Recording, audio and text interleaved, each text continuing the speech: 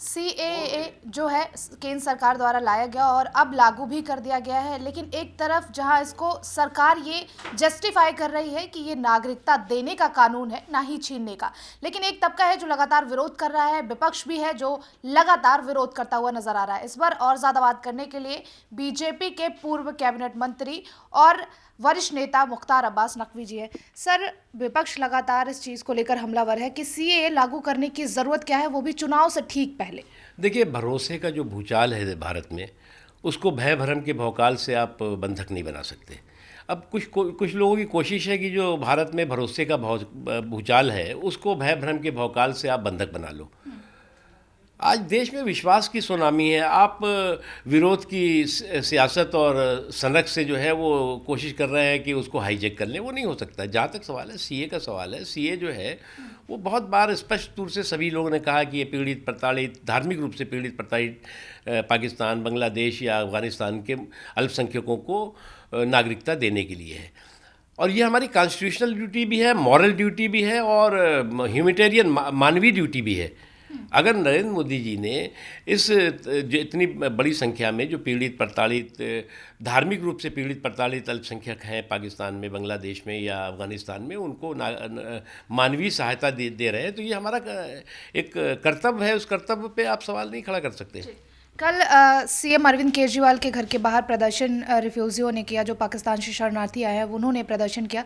उस पर उन्होंने एक प्रतिक्रिया दी कि मोदी जी को पाकिस्तानियों से इतना प्रेम आखिर क्यों है, कितना प्रेम क्यों आ रहा है, जो किसान बॉर्डर पर बैठे हैं उन पर तरस क्यों नहीं आ रहा है। कोई बेवकूफ़ है ये, इनको ये बात समझ में नहीं आ रही है कि जो देश जब बंटवारा हुआ था तो 24% से ज़्यादा पाकिस्तान में अल्पसंख्यक थे। इसमें हिंदू, सिख, पारसी, जैन, क्रिश्चियंस, बौद्ध ये थे। आज जो है वो 2% भी नहीं रह गए। 2% नहीं रह गए, क्यों नहीं रह गए? जिस तरह से धार्मिक रूप से पीड़ित प्रताड़ित किए गए, परेशान किए गए, उनके साथ जुल्म और जुर्म हुआ, उसका नतीजा है कि आज वहाँ पर जो है वो अल्पसंख्यकों की संख्या डे बाई डे समाप्त सी होती जा रही है।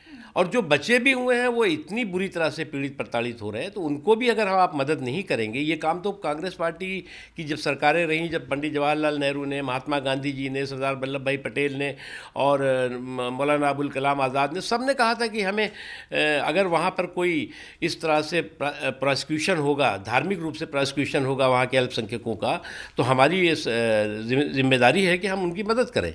और इसीलिए 1952 में कानून बना था सीए। तो ये इन्होंने ये काम तो कर नहीं पाया, अब इसके बाद शोर मचा रहे हैं। वन नेशन वन इलेक्शन को लेकर भी अब रिपोर्ट सौंप दी गई है, लेकिन विपक्ष इस पर भी हमलावर है कि संविधान खतरे में है कहीं ना कहीं। देखो, one nation one election need of the hour है, वक्त की ज़रूरत है। दुनिया का सबसे ज़्यादा चुनाव वाला देश है भारत। वैसे वन नेशन वन इलेक्शन 1975 या उससे पहले अगर देखिए तो अधिकांश वन नेशन वन इलेक्शन होते थे, असेंबली और पार्लियामेंट के एक साथ होते थे। तो ये सुधार जो है वो बहुत ही महत्वपूर्ण है। और जो लोग इसके तर्क दे रहे हैं कि सब इससे फेडरल सिस्टम और स्ट्रक्चर जो है वो नुकसान होगा, कैसे नुकसान होगा? तो इसका मतलब 1975 से पहले जो वन नेशन वन इलेक्शन यानी असेंबली और पार्लियामेंट के इलेक्शन एक साथ होते थे, तो क्या पूरा फेडरल स्ट्रक्चर ध्वस्त हो गया था? एक आखिरी सवाल की जो है 2 रुपये पेट्रोल डीजल पर कम किए गए हैं। विपक्ष ये कह रहा है कि ये जुमलेबाजी है और चुनाव से पहले का 2 रुपये का झुंझुना है। विपक्ष की प्रॉब्लम क्या है? मोदी जी कोई भी अच्छा काम करेंगे उसका उनको विरोध करना है। उनको लगता है कि विरोध उनका जन्मसिद्ध अधिकार बन गया है, उनकी कुंडली में लिख गया है। तो विरोध करते रहिए, करने दीजिए। विरोध करते करते आज ये कहाँ पहुँच गए हैं, उसके आगे कहाँ पहुँचेंगे आपको समझ में आ जाएगा।